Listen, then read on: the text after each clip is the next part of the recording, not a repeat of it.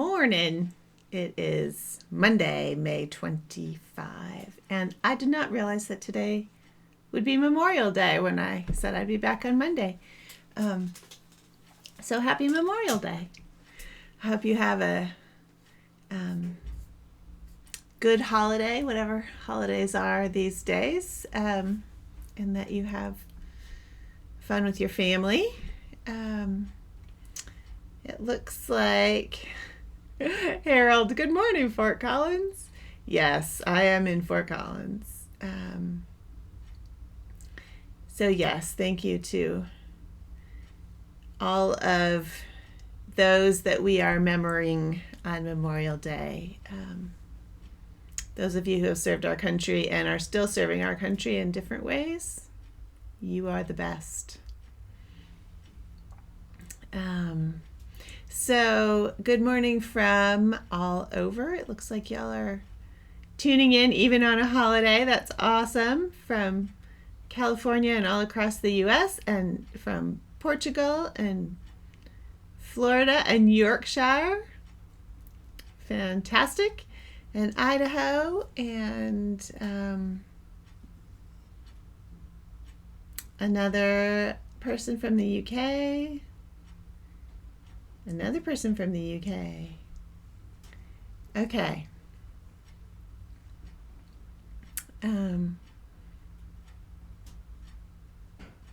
Yeah. So here is a little piece that I'm still working on. I promised you something new today and I failed, but that's just how it goes. I did bring some wool warps that I will show you because a bunch of you have been talking about wool warp. So, yeah, and I hope you all are doing some weaving. So this little thing is just marching along. I had a moment just before I went live where my sheds were all messed up. And I managed to fix it before I pushed the go button.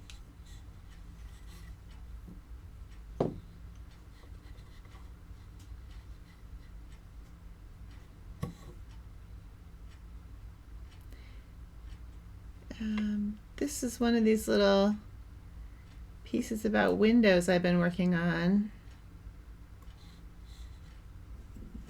for a while. And it has a subtle little stripe of purple in here. I don't know if you can see that. I'm doing that with regular hatching.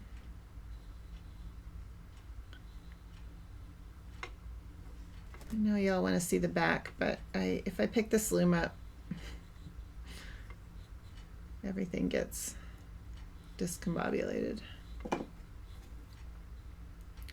I hope you all are weaving on something yourselves.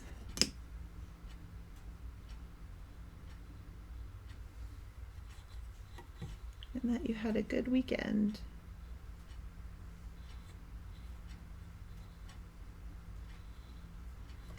Okay, and the truth is I actually can't really see this with these glasses on. So this is the reason I was hoping to have something else done today, because I literally can't see it. So for those of you who are younger, God bless you. But this is 12 EPI and the colors are all the same and I just can't see it. And I need to go to the optometrist, and we're in the middle of a pandemic. I haven't been able to. So there you have it. I fixed it. Nothing like weaving blind. This is Weaver's Bazaar, the purple. And the other yarn is handspun. Which it looks like I also have screwed up. This might not be the day for this piece, to be honest, y'all.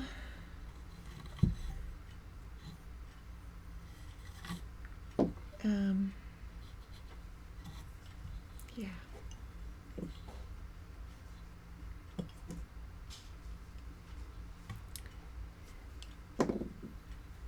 let's see what you all are doing, because I am failing miserably this morning. So hopefully y'all are doing something great.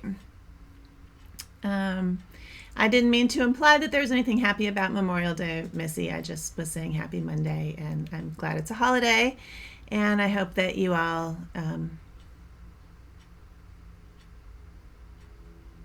can have a nice day, whatever you're doing.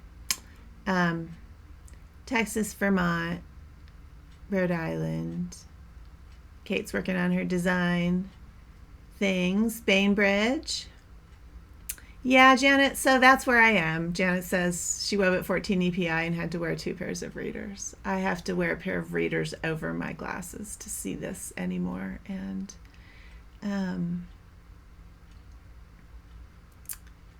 anyway. Yeah. I definitely have the readers. I just didn't want to show up on camera with readers over my regular glasses. So now I've outed myself as an old person who can't see. So that's okay. We are all, if we're not there yet, we'll be there soon. So good morning from Kansas. And I'm glad y'all are working on all kinds of things. Let me show you these wool warps while I'm putting off working on this, and then we can go back to it. I can't, where were we talking about wool warps? A couple different places. So in the design class, I was talking about materials last month, in the last module, or this current module. And so materials are really important, and I know we were talking about other kinds of cotton seine twine warp earlier, but I pulled out all the wool warps I could find, and they are, let me just move this over. They are these. These are the ones I just got from Halcyon. I used to get a warp, I think it was this one, from Halcyon yarn. It's a 2-ply warp, and it is labeled Jägerspun by the Jäger brothers. And this warp came in gray and brown, and I really liked it. And I actually have some of the brown still, and I couldn't find it this morning. This is the warp I would love to find more of, and I haven't been able to. So if anyone knows where to get it, that would be awesome. I don't know. Let's see if I put this here. So this one is a 2-ply. Let's see if you can see it. Nope. Well, too bad I didn't take a photo to pop up. This one is a 2-ply, and it's really highly twisted. So I like it a lot, and it's also thin. This new warp I got, you know what? This also says Jägerspun. These 2 warps are labeled almost the same. They're not the same, though. The yardage can't be the same, because they just don't, yeah. Anyway, wool warps are really fun. I'm trying to get to part that's, oh, see, when I cut off that first part, maybe they are the same.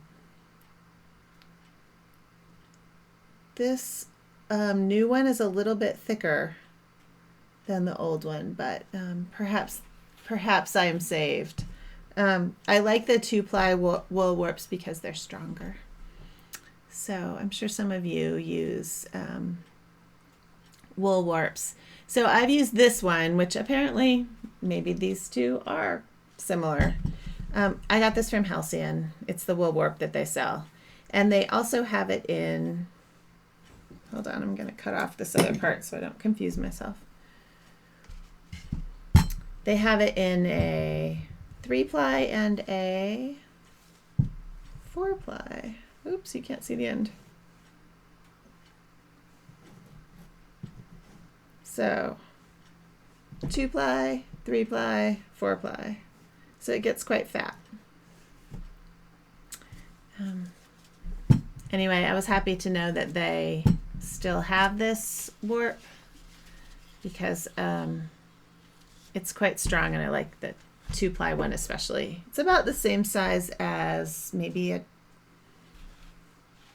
12.9. Hold on. That's 12.15.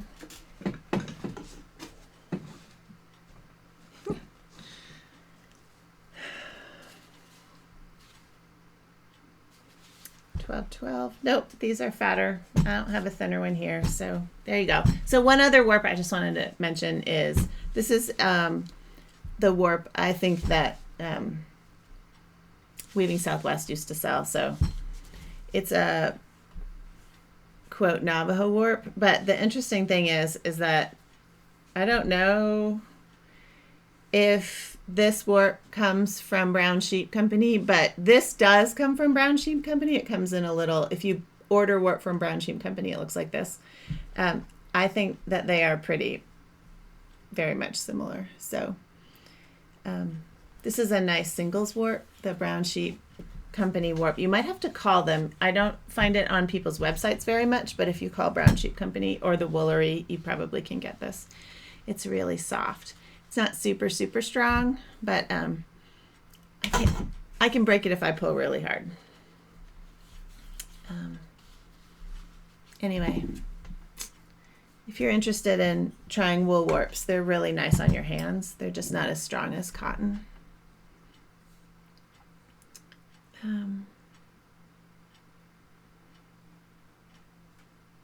All that's random, and just because someone was asking about wool warps. Halcyon Yarn for the 2-ply, or Brown Sheep Company for the singles warp, which is, I like the singles warp on actually fringeless pieces. It works fairly well at 8 ends per inch doubled, and it feels really nice and soft.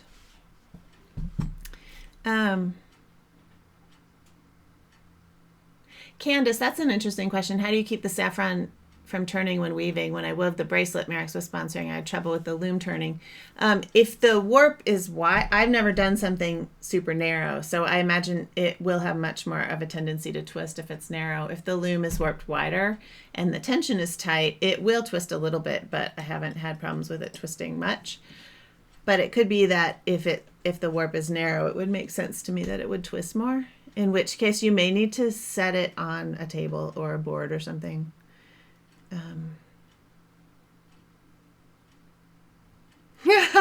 Thanks, Susan. You guys are making me feel better about my eyes. Oh, Debbie, that's a great idea. A great question. Debbie asked, or Deborah Santola asked, what makes you decide what warp you would pick, wool, cotton, or linen? I don't often use linen warps. They're really pretty. I have occasionally done them on small pieces, and lots of people use them on large pieces, but linen is hard to work with in terms of on a small piece, whatever, it's fine, but linen just doesn't shrink or expand at all. It doesn't stretch, and so if you have a loom with tensioning, it's probably not a bad choice, and it's very, very strong. And it looks really pretty. It comes in lots of colors, so you can put on a linen warp on a small loom, and especially maybe try it on the saffron loom because of the tensioning. And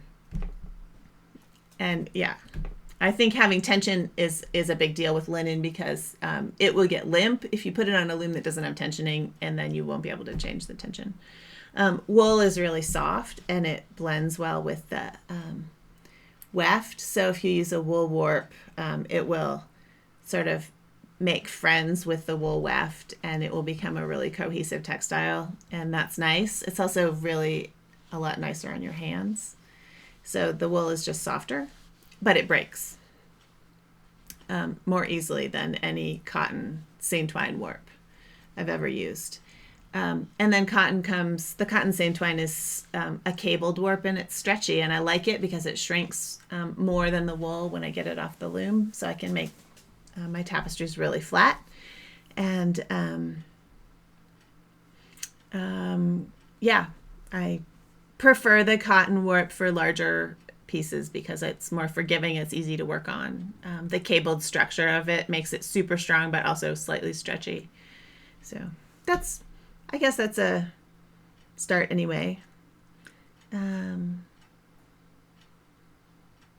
How I create, so Michelle is asking how I display my stash. So hold on, let me see if I can see that.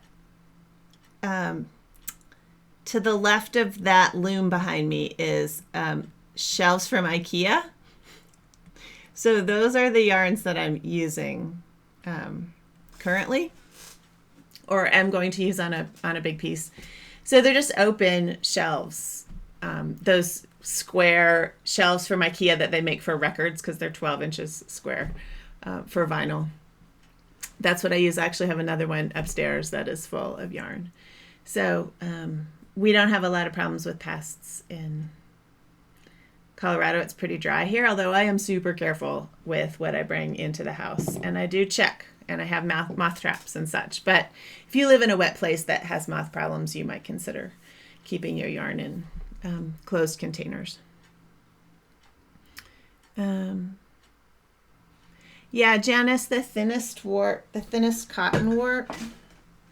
Hold on, I can actually see one under my table. This is so unattractive, but this is the, let's see if you can see this here. This is the 26 cotton seine twine. So just as a comparison, this one is 12-15. So you can see that the sizes of the cotton seine twine warp are hugely different. So the 26 is the thinnest. This is the thinnest one you can get. It's great for fringeless because the warp is doubled. So I use it like that all the time. Yes, Davidson's Navajo warp. Janet, is that the one that Merrick sells? Someone was talking about, was it you, Janet? Somebody just posted a picture of the cotton warp that Merrick's, or the wool warp that Merrick sells, a piece that they did. I can't remember who it was, of course. Claskins also sells a 2-ply warp that I have used. When I did Rio Grande weaving, I used the Claskins warp. I don't know. It's been so long that I can't say anything about it at this point, but. So yeah, Lisa's talking about Mary Zickafoos. I'm going to post the link to that Mary Zickafoos video, which someone sent. I don't know. I saw it last night. It's a great little video. It's on Facebook. Unfortunately, I don't know if I can't find it anywhere except on Facebook, so it might be impossible unless you're on Facebook to see it. But Mary Zickafoos is releasing a book on ikat next month, maybe? It comes out really soon, so I'm really excited to see that. Mary's amazing. She does large textiles, large tapestries using ikat, so very patterned, but she's also doing, she's done a whole bunch of commissions lately that they show in that video that don't look to me like they're ikat at all. They're just plain woven tapestry. So she does both things. She lives in Nebraska. She was president of ATA for a long time, and she has a couple different studios and shows her work all over the place. So look up her website. She has a very nice website with other videos and all kinds of stuff. Mary Zickafoos. No, Barb. I would say no. Barb's asking if the tension should be loosened on a wool warp when you're not weaving. I don't know. Try it. I guess do an experiment. I don't believe in releasing the tension on tapestry warps, any of them, when I'm not weaving on them, because the tightening and loosening on a tapestry warp can really screw up your tapestry. So I wouldn't loosen it, but yeah. Yeah, so bins, yeah. Just the thing with the moths and how you store your yarn is it depends on where you live and whether you have pests. And so I really feel that's a big deal with how you store your yarn. If you live somewhere like I do, you can store it out in the open. It's fine. Just dust is, of course, a problem. But otherwise, talk to people who live near you. Talk to a conservator who lives near you. Think about whether there are pests around. And whether you buy a lot of wool things at thrift stores, that's the number one way that people get infestations of moths, clothing moths, is buying wool stuff at thrift stores or rugs or whatever that have larvae in them, and then they hatch in your entire wool collection could be destroyed if you're not careful. And they are super hard to get rid of. So if you buy stuff at thrift stores, take precautions before you let it in your house.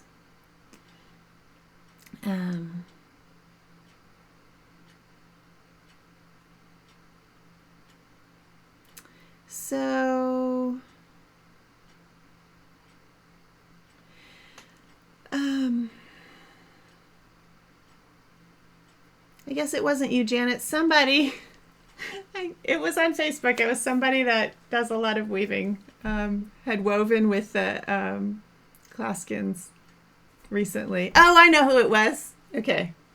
It was Michelle. I'll ask her about it. The Terry Anderson asked, where can I find your review of the saffron loom? Just go to my blog. My website is tapestryweaving.com, and there's a little thing at the top that says blog. Oh, Angie, great question. What is ikat? I-K-A-T. Ikat is a way of dyeing yarn, I guess you would say, used in lots of traditions all over the world. It's really, it's a time-intensive process where you stretch out, if you're using it in tapestry, you have to be very careful about measuring the width where it's going to be woven, and then you wind your weft on a pegboard and you have a pattern and you tie off. It's a resist dye technique. So you're going to tie off areas of the weft that will not be dyed, and then there will be other areas that aren't tied off that will be dyed.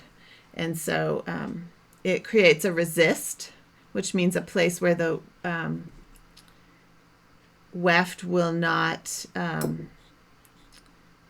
be dyed. So if you were doing that with white weft, the places that were tied would be white after the yarn was dyed. So then you untie all of that after you dye it, and you have to keep all of those little bundles in order because they are all, tied to make a pattern, and then you weave them as they come off the bobbin, and it creates a beautiful pattern. So go and look at Mary Zickafoos's work and you'll see what I mean. There's like big, she has a couple tapestries that are thumbprints, like the lines of the fingerprint, and they're huge, and that was all done with ikat. I mean, imagine tying off an ikat. That to make that happen is kind of mind-boggling, but she's very good at it. See, Janet doesn't loosen her warp either. I just feel like it's a tapestry thing. I've never heard of a tapestry weaver loosening and tightening their warp every time they used a loom. If you're using a loom that can't handle the tension over time, then you need to get a different loom for tapestry if possible. If it's a loom problem, then you're not using the right loom. As far as the warp goes, though, I think I would not loosen it, even if it's wool.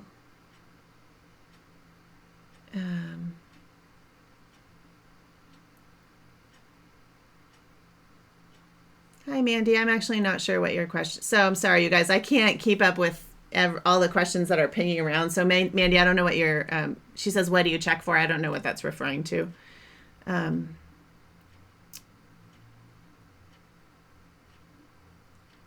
Yeah. So the freezer thing is good for if you buy something somewhere and you're not sure if it might have an infestation. If you have a deep freeze that doesn't cycle, so your freezer in your house that you use in your kitchen cycles in temperature, it goes up and down, and it sort of unfreezes a little bit every now and then. That's why they don't build up with frost anymore. So if you have a deep freeze that doesn't do that, it's the best. You put it in for a couple weeks, take it out and let it thaw completely, because those little bugs go through a life cycle. So you have to let the textile get warm again for like a week and then put it back in the freezer for a couple more weeks.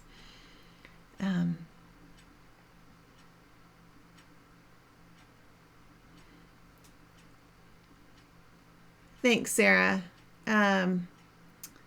She also said she doesn't loosen her warps, and she uses wool warps a lot, so that's good to know. Thank you, Mandy. Sorry. Checking for moths, you're looking for, if you use a moth trap, you're looking for has pheromones that attracts the male moths. So if you see moths in there that are clothing moths, you'll probably see other kinds of bugs, but then you need to make sure they're clothing moths, and then you need to check your stash. So you're looking for live moths, but you're also looking for things that have been chewed, or the larvae are like, oh, they're tiny. They're not that big. And then if like you have a tapestry, you'll see like little chewed trails, and sometimes they leave like a slimy trail on a fabric. So you're looking for that kind of thing.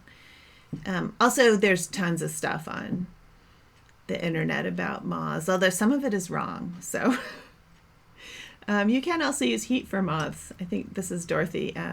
I read something about if you live in a warm climate, putting whatever it is you have questions about in a sealed like trash bag and put it in your car.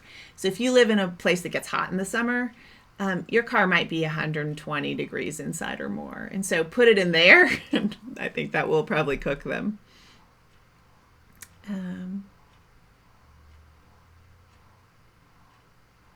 Oh no, Susan said she had bought imported yarn from somewhere that had an infestation, so that's crappy. That is unfortunate. You hate to buy good yarn that comes from somewhere that comes with moths implanted.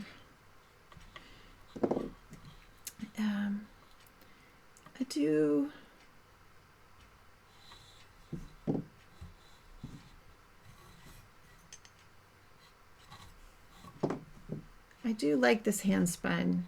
It is working out all right.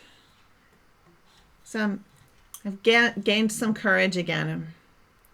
Give this tapestry a couple minutes. Everything's in meet and separate. And I'm doing, so this violet is so faint because I'm doing it every other sequence. If you've taken some of my online classes, it's the regular hatching thing that I frequently do if I want to create something that's a little bit transparent.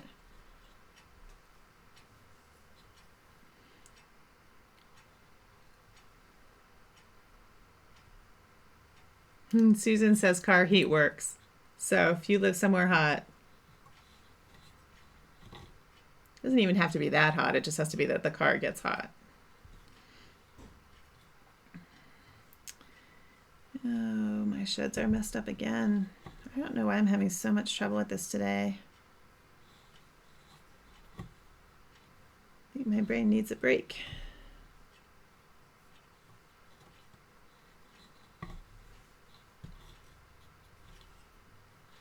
And I need those readers. I can't wait till I can go to the optometrist. Anyway, so there's a little sequence of the purple every other sequence. There's a full sequence of the purple. So that is how I get the little faint lines there.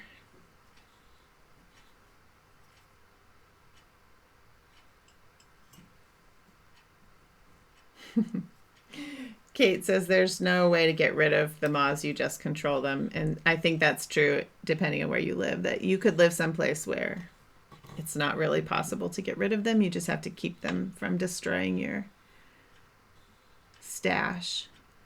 So, however you do that, which might be plastic bins and cedar bricks and whatever else, you want to keep them from destroying everything.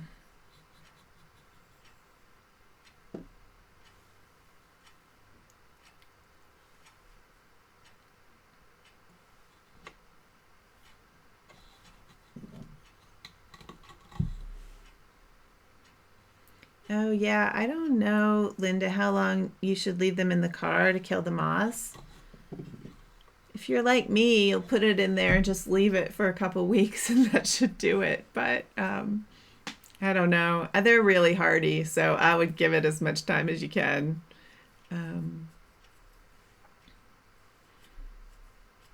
Yeah, Janice says she had the optometrist make her extra strong reading glasses for, I was thinking about for weaving. My dad is a retired ophthalmologist, and he has made himself, he's a musician, and he's made himself, well, he didn't make them, but he did the prescription glasses for reading music. So, that's a different distance. And same thing with weaving, but on different looms, the distance is different for me. Anyway, they can do great things with optics. I have screwed that up already. Let's fix it. I brought this up in the wrong place.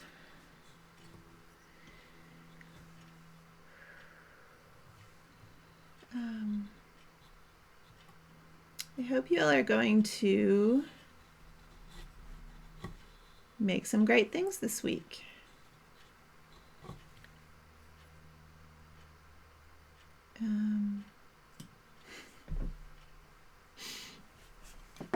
I give up.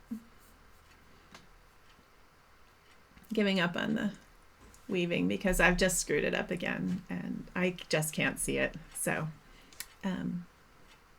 I will come with a weaving that is not at 12 EPI with tiny yarn on Wednesday. I don't know what that will be, but I will be working on some samples for the design class this week and hopefully some other things. So yes, here's one of my little, this is my COVID duck. So hold on, let's see. COVID duck. I had to make one of them a mask, but he does have a regular beak under his mask. That's silly.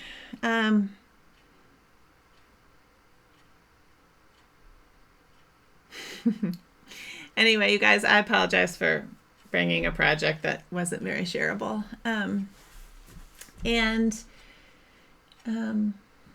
If you have experience with the wool warps that you want to share, that'd be awesome.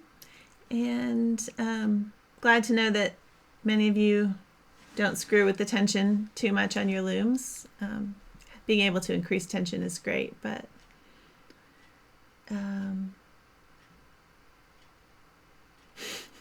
thanks, Janet. I was already messing up the form of it, and then I can't see it, so I give up. Summer says, have you ever used lazy lines throughout a piece? How hard is it to do? It's not hard. I used it on that, here, I'll show you. These are small amounts, so maybe this isn't what you're asking, Summer, but this is a small example of, let's see if you can see that.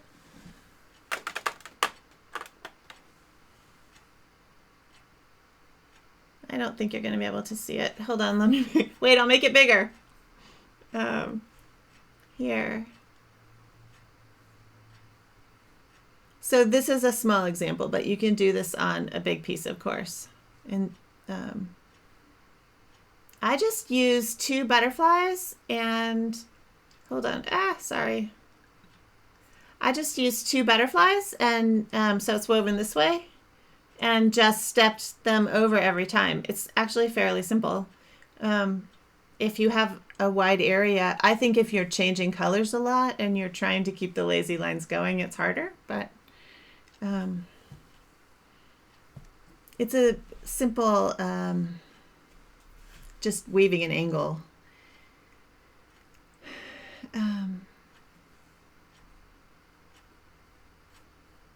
So the ducks, if you guys saw my Instagram feed, the ducks, this is the size of the duck. So this is, I'm not sure if this is what you're asking, Marina, but let's see. 1.5 inches this little duck is. And the chickens are smaller.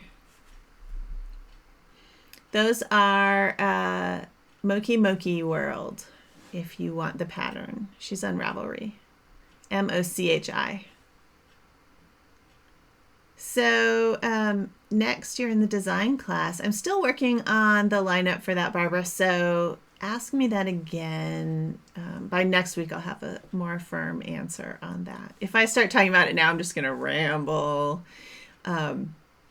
But definitely some great interviews with different people, more color work, different focuses on different kinds of designing and stuff.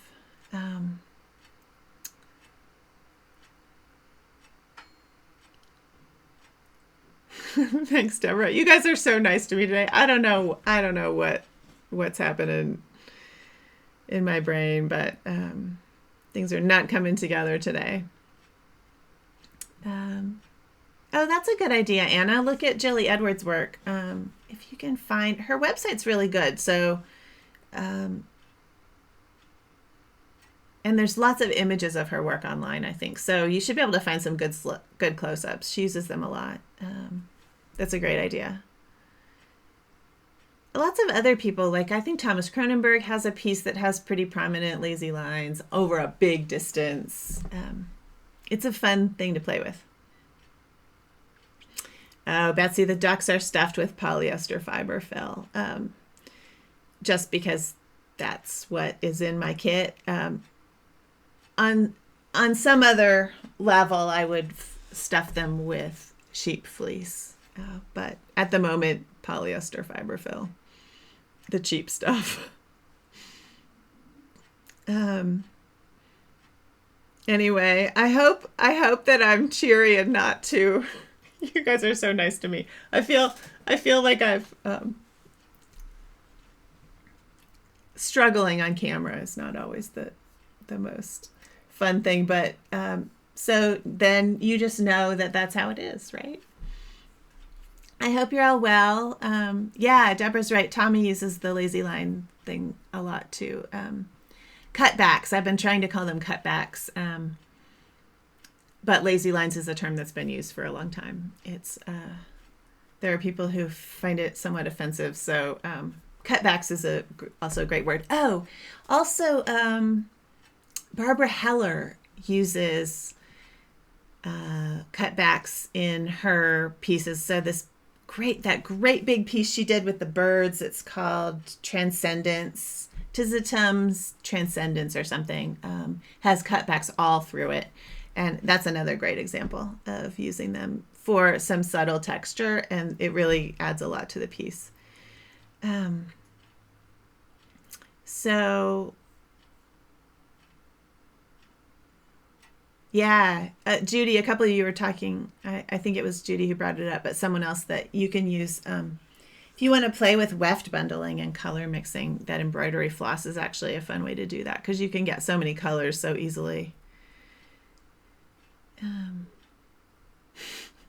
Thanks you all for being so kind about my rambling. And it is going to be a good week. We're all going to do some weaving and other projects. And I'm going to get some, I'll at least be weaving samples this week. So you might see that on Wednesday. But by next week, maybe we'll be weaving some other new things. I'd like to do another piece in this series. I'm thinking of it as a series now, so that will be fun if I get that started.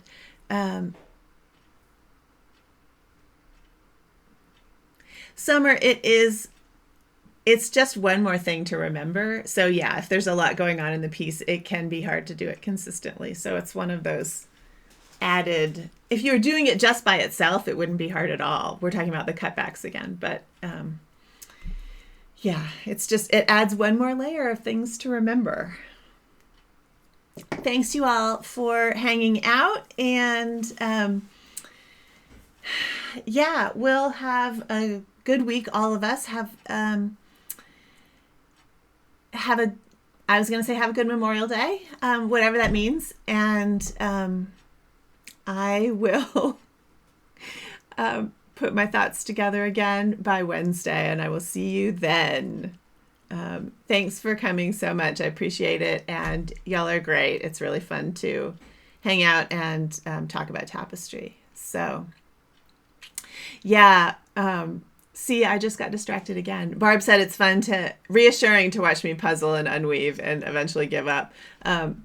It would be more instructive if the weaving and unweaving were on something you guys could actually see also. So I will aspire to that in the future.